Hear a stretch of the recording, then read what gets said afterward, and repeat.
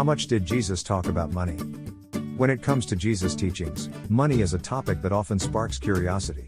Many wonder how much Jesus actually spoke about money and what his teachings were on wealth and poverty. In this article, we will explore the biblical teachings on money and the financial wisdom found in the teachings of Jesus. Key takeaways: Jesus did discuss money in his teachings, but it was not his primary focus. In 11 out of his 39 parables, Jesus used money as an illustration to teach different spiritual truths. Jesus emphasized the importance of eternal matters over earthly possessions. Money serves as a tool to reveal our true priorities and allegiances. Understanding the context of Jesus' teachings is crucial to avoid misinterpreting his message. Who was Jesus in the Bible?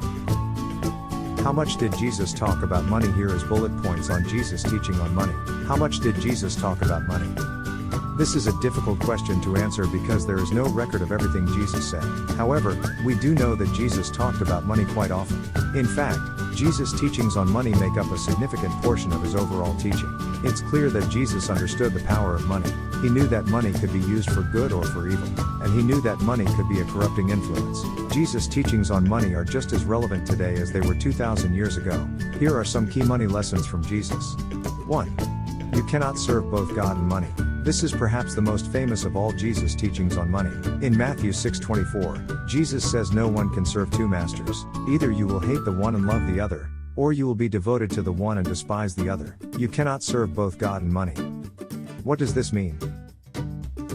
Jesus is saying that you cannot serve two masters. You will eventually have to choose between serving God and serving money, and you cannot serve both equally.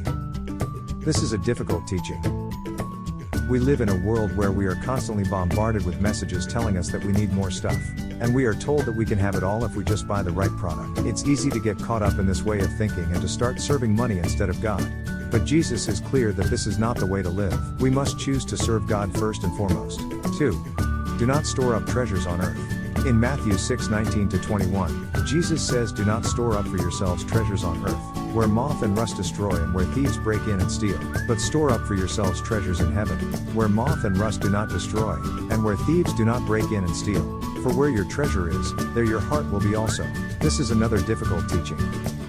We are encouraged to accumulate wealth and to live a comfortable life.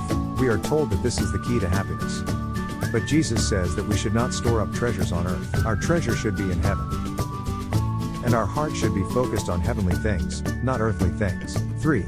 It is harder for a rich man to enter the kingdom of heaven.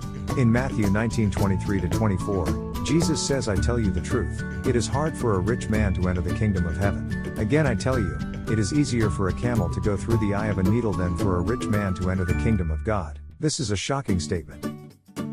We would expect Jesus to say that it is easier for a rich man to enter the kingdom of heaven because he has more resources. But Jesus says the opposite.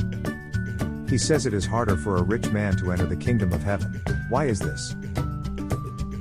Jesus is saying that it is hard for a rich man to enter the kingdom of heaven because he has a lot to lose. A rich man is attached to his wealth and he will do anything to hold on to it. He will not easily give it up, even for eternity in heaven.